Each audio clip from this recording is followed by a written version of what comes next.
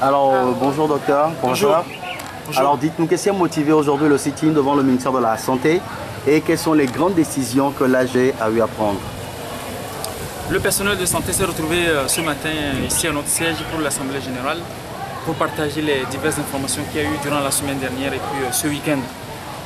Nous nous sommes rendus compte que beaucoup de lignes n'ont pas bougé et c'est cela qui a donc motivé le déplacement du personnel au site du ministère de la Santé pour manifester de vive voix notre mécontentement.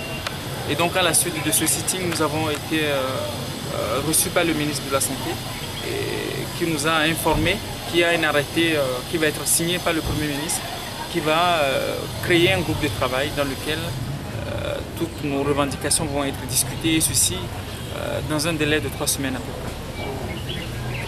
près. Alors que retient-on de l'Assemblée générale après le sitting?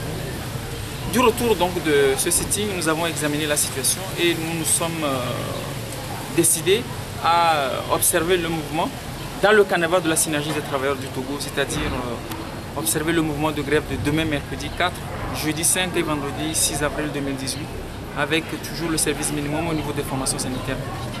Voilà, on vous a suivi tout au long de l'AG, le sit-in. La base demande la tête du ministre de la Sécurité et de la Santé. Et quelle est aujourd'hui la position du bureau par rapport à ça? Non, le bureau n'a pas de position à prendre. Le bureau ne fait que exécuter ce que la base demande. Mais nous devons rester lucides. Nous avons des revendications qui datent du mois de juillet. Et ces revendications sont reversement du personnel non fonctionnel dans la fonction publique, recrutement du personnel dans les formations sanitaires publiques, restauration des 9 agents du CMS per quota licenciés dans leurs droits, et ensuite équipement et construction de nouveaux hôpitaux.